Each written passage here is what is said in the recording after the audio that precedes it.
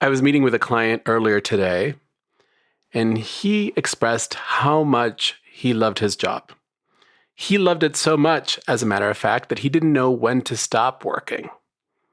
And because he worked with his uncle and one of his cousins and his dad and his father-in-law, when he goes to family lunches or family dinners, instead of spending time with the family, he ends up working more.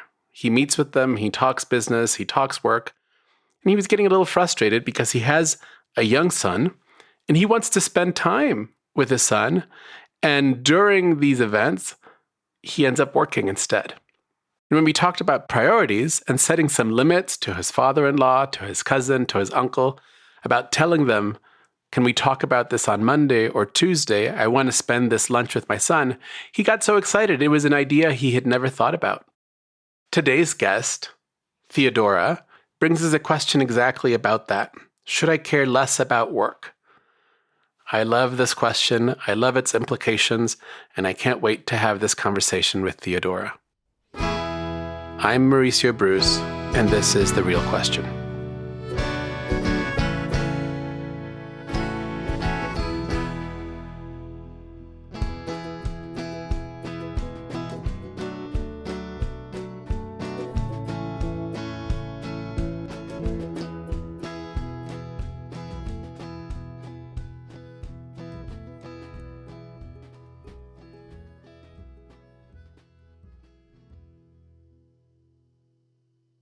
Hi, Theodora. Welcome to the show. Hi, it's so nice to be here. It's so exciting to have you here. As you know, before we talk about whatever topic you've brought us, I have a question that I like to ask all my guests, and it's if you could share something with me about yourself, anything at all, what would you like to tell me? So, right now, it is something very specific, which is that I'm getting married on June 15th.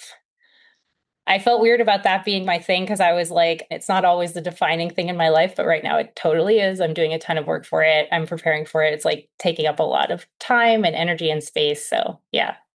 First of all, congratulations. Thank you. Can I ask, just because I'm nosy, for some details? Like, how is the wedding going to be? Are you getting married in a specific space? Like, I don't know, just what would you like to brag or tell us about your wedding? So it's going to be a Quaker wedding. I'm Quaker, and my fiance isn't, and he has been learning about it. And it was his decision, like how far we would go into really doing it Quaker style. And we're just going to go all the way, which means that it's like 30 minutes of silence, sharing silence. It's going to be at a historic house that's on an arboretum. So it's got like that perfect Oh, mix of like outdoors, but there's an indoor space, there's a historic space. Yeah, I'm really excited. It's going to be lovely. that sounds lovely. Okay, but let's get down to what we came for. You brought a question for us here at the show, and I'm wondering what your question is. So, my question is, should I care less about work? Can you give me a little bit of context and explain to me what you mean? Yeah, so I care a lot about work, and I'm transitioning from my job that I've had for 4 years, and I'm going into law school in the fall. And I know that law school is such an intense environment and it's sort of never going to let you decide to stop. Like, it's never going to tell you to stop. Like, so many things, like grad schools, they never really say, like, okay, you've done enough. And I don't think I do a great job in my life thinking that I've done enough with anything in my life. So I'm sort of just hoping to have a little more clarity when I go into law school on how much do I want to give it. Okay. You're saying, should I care less about work? And so I want to know, is this, should I care less about the job I have right now or about work in general? First question. It's about work in general. I will be done with this job in a week and a half. So, this job, I'm kind of looking back at it now, and it's been really emotional and really brings up a lot to look back at, like what you've done in a job that you've been in that you've cared so much about. And law school, in some ways, I think I would be even more. dedicated to, or I would have the tendency to have even fewer boundaries between my time spent working, because it's one of those things that if you really want it to be a career that like is defining for you, you can just go all the way with that. And the job I have now, it does sort of have hours. It has people checking in on you. It has people telling you to take your PTO. It has all those structures that sort of make it so that you're not necessarily doing your own regulation. And so I think what I'm afraid of is that it doesn't let me rest, and it doesn't let me think that there is sort of an enough, or that I don't have enough defined for myself. That's how I feel now. And it causes me a lot of anxiety Mm-hmm. to not feel like I've done enough for today or this week or that exam or whatever. Let's be honest, our culture motivates us to always try harder and always go farther and always be better. And right, there's a whole section of bookstores about self-improvement. Keep improving yourself. Yeah. What are the effects of this in your life? I mean, it's very hard to plan things because I don't feel like I have free time, because I don't have an understanding of when I should stop. Mm-hmm. My fiance and I a while ago had this thing where he was like, I just want to be able to like know what we're having for dinner at the appropriate time. And it's not because I always cook dinner, but it's just because we need to know what we're buying and who's doing it and when it's happening. And I think I got better at that. And it was nice to have an explicit ask. It helped me sort of take off the burden of like, am I managing everything in my life well enough? Am I doing too much here? It was nice to have something that was like, do this and it will be okay. But I kind of think maybe I should have more understanding for myself of like, what are my goals or things that I can kind of put up for myself that are like, hey, let's check in by noon about dinner. At least that, right? Can we have something else going on before you've finished what you wanted to do? Hmm. It also sounds like it's a conversation between Theodora and Theodora about priorities. What are the priorities Yeah. that I'm going to set for myself, right? There's a relationship with law school, there's a relationship with your fiance, there's a relationship with friends, with family, with the world. And which of these are priorities for you? Yeah, and that's the thing that kind of brings me back to why I'm asking this question, because right now I do my job for a lot of reasons, but I don't do my current job because I like to do the work. I don't like to do the work. That's why I'm leaving. And I think I'm going to enjoy the work of law school. So I'm a little afraid that if I also like it, I will just get sucked in and I will just forget about everything else. You're afraid that you'll like it so much, you'll just sort of dive into law school and lose Yeah. yourself. Yeah, definitely. Yeah. So I am loving this conversation because you're opening up this door for us to talk about how much is too much, right? In this pendulum of I love it so much that I'm just going to go in completely and never come back out. And this other side of I don't like this at all. I love how you said I don't like the work I'm doing. I do it because I Mm. have to. And I want to be good at it. I want to be liked at my job. I want to do the job that I've signed up to do, but I don't like this work. I'm thinking I'm going to love the work of law school. And Yeah. I'm really nervous that that means, because it's on the other side, that I'm just going to go head in and lose myself, that I'm going to forget the people I love, the relationships I've nurtured, and the other parts of my life. Yeah. This is going to sound bizarre, but I'm thinking of Odysseus. And Odysseus wanted to hear the sirens call, and he knew he was really going to love it. And so he prepared himself and he asked his men, hey, listen, tie me to the mast. And even if I tell you not to, don't untie me. I want to do this, but I also want to protect my future self. I'm wondering, what does Theodora want to do for her future self? What would be the specific asks? Yeah, I had something come to mind when you were talking about telling my friends to call me or reach out to me would be one thing that would really make me happy because I don't want to lose touch with people. I'm moving to go to law school, and I have this big weight on me of like another thing I'm going to have to do and keep track of and, do proactively is like keep in touch with the people I'm leaving behind. And that's not even something I've been doing now very well. Yeah. So it feels like just another thing that I'm a little worried. And on the other hand, I've seen other people work so hard that they don't actually really have friends. And I know that I don't want that. So I'm like, I think I just want to have some shared help with not sort of losing myself, losing those people. So here's the first ask. Friends, can you call me? Can you reach out? I'm going to do my best effort. But if I haven't reached out in a month, could you check in? Could you write me and schedule a phone call? Yeah. And when they do that, and you're in the middle of exam season, what'll you say? I'll say I am in the middle of exam season and I will be more available on this day. Let's schedule it now. Yeah, yeah, yeah. Okay. I think that's a good thing to do for your future self. What else? I wonder if there's a way for me to check in based on my experience in law school once I get there on what I actually want to do with it.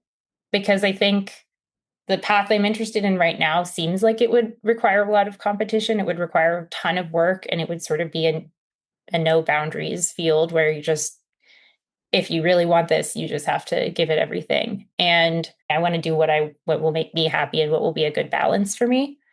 And so maybe there's a way to sort of have a moment where I have to say, okay, like, is this good and overall? And am I okay? And do I need to drop this? Yeah. Who's that check in with? I think it should be with my husband. Okay. So we're going to make a second preparation where we'll say, Theodora, at some point in the future, maybe a year into law school, will have a check in with her husband. Yeah. Let's keep going. I want at least one more preparation.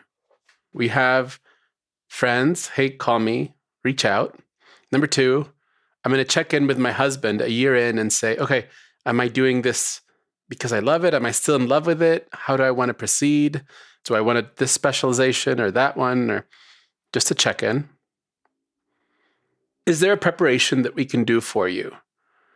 Something where we could put a little pin on something that is not law school. And I mean, what else does Theodora like? Maybe it would be like performance or singing or something. I love performing and it's always been an extra in my life. I mean, Mm. since I was about 10, I think I was like, okay, this is not a career path for me. And I still decided, yeah, I'm just going to keep doing this because it's fun and I love it. It's one of the things that makes me the most happy. So when you say performance, it's theater performance or it's singing performance? I don't know right now because I think I like theater and singing is a lot more accessible and easy to find spaces to do it and without a ton of time commitment. And I like both. I was in a choir my whole grade school time. I was in a choir and I also have done theater. So I think it could be either. I think they bring me slightly different things, but I think they're both really meaningful to me. So what I love about this is you're nervous that you're going to dive into law school and you're going to get lost in there. But this performance or singing or both are something that has been present your entire life. So in a way, it's a little anchor Mm. from this Theodora before she gets lost in law school. And so having a space to touch that again is a way to sort of call back to all the Theodoras of the past and to come remind you of the other things that bring passion and enjoyment to your life? I mean, I chose the law school that I'm going to. It didn't feel like as much of a choice as I wanted it to in the end, as I was hoping to have a ton of wonderful, great choices and just get to pick exactly what I wanted. And with this year, there's pretty much nothing that is secure or guaranteed in any field. But yeah, the university world was not making it easy to have a lot of opportunities. So I kind of fell into the right one, and I think it's definitely the right one. I was really happy with it. But when I visited, one of the things they had on their admitted students day was a law school musical theater performance. And I don't know how common, but I think it's pretty unusual for a law school to have their own musical theater club. And that was one of the things that I was like, I totally belong here. So it's just pinging around in my mind. It's like, do I want to do that? I don't know. Do I want to do that? And it just felt like another thing that would pull me deeper into away from my friends, away from my husband, maybe away from my family in Minnesota, deeper into this, like, I have to be all in this school. But now I'm realizing, like, that's why it's there, is to keep people doing something else and to keep people having other experiences, and to say, oh, I'm a married lady now, I shouldn't be in the clubs, is like, the clubs specifically meaning the school clubs, not the not the dancing clubs, just to be clear. I shouldn't like join the clubs. I shouldn't throw myself into new things before I know if I've got balance in my life in this other way. Just, it's nice to think of it as something that's different from school, actually, even though it's connected to the school, but it's bringing me something very different. It connects you to a different part of yourself. Yeah. That's really beautiful. And so we've got 3 agreements that you're making with yourself to protect your future self. 1, to ask your friends to call you and to reach out. 2, to check in with your husband 1 year in. And 3, to sing or perform or do musical theater with this club or otherwise. And these are 3 things that you're making, 3 commitments that you're making to protect your future self from disappearing in the universe of law school or in law work. Yeah. Right? You're not going to go into law school and have to manage all this by yourself. You're bringing in a community who you're saying, hey, can you call me every once in a while? Yeah. Hey, husband, can we check in a year in? Hey, theater friends, can we all perform so I can stay connected to this part of myself? This is about remembering that you're part of a community of people who are here to support you as you go into this new place, which you might find is wonderful and that you're going to want to spend a lot of time in there. But as they take care of you, you also remember them and you continue to be in relationship rather than this fear that you are of getting lost in the labyrinth of law school. It's really cool to think of myself as like a mythical creature that's like going into an unknown world and being like, can I go too far? Like, I don't know, it just may sound a lot more interesting than potentially being too long in one academic building. It's much more fun. Well, if you want to think of yourself as a mythical creature, think of yourself as Ariadne, who walks into the labyrinth with a string so that she can always find her way out and come back to those places that also nurture you and where there are friends and where there is theater and where there is a husband. And then when you're ready to venture again, in you go. I feel like this is less about should I care less about work? And it's more about how do I keep all this in balance? How do I go in there into this place that I'm afraid I'm going to love so much that it might consume me? And how do I keep all these other parts of my life that I also love so much in balance with this new thing that I'm discovering? Yeah, that seems right. And I'm wondering how you're feeling about it right now. What's going on in your mind? What's going on in your body, in your heart? I feel like I could be just myself instead of trying to be the right person. I could just worry about me and just kind of follow my instincts a lot more and do what I do and not try to be right. Thank you. Because I think what you're getting at is all these little things, all these little agreements that we just made help you remember how to be you instead of you trying to compete with that unknown or unnamed ideal. that we talked about at the beginning. Yeah. That feels really right, because part of the reason I brought this question is that I know that what I am pursuing in my career isn't being the best, but I also know that it matters to me to do my best in my career. And so the difference between those two things was like a subtle difference that I didn't know how to engage with myself. You've got it, right? I don't ever want to stop doing my best. This is not about, should I care less about work? Should I try not to do my best more often? I just want to continue to do my best effort. And my best effort also includes my friends and my husband and theater and so many other parts of me. Yeah. Theodora, can I call you back in like 3 or 4 months and 1, see how your wedding went, but 2, also talk about how you're sitting with this, and if you've made the agreements with your friends, and if you've talked to your husband about the 1-year check-in, and just see how all this has landed? Yeah, absolutely. Thank you so much for being on the show today.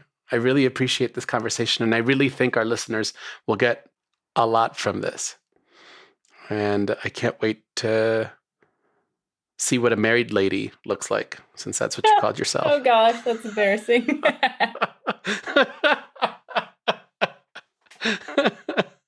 Thank you. Yeah, this was really helpful. This has been The Real Question. Our show is funded through our Patreon at patreon.com/realquestionpod. If you've been listening to our show, you know we're making a push, and we're trying to hit 300 paid patrons by the end of May, which is just a week away. Right before recording this episode, I checked, and we just need a few more people to sign up so that we can reach our goal. And I really want you to be one of those people, because if you're hearing this before the end of May, it means you listen to our episodes pretty soon after they come out. And I would really love you to support this show so that we can keep making it. So, sign up, be one of the patrons, get the cool pin, and help us keep this show going.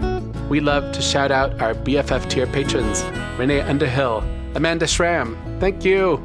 We are a Not Sorry production. Our executive producer is Vanessa Zoltan. We are edited and produced by Ariana Nettleman. Music is by Nick Bowl. And we are distributed by Acast. Support for this show comes from the Fetzer Institute.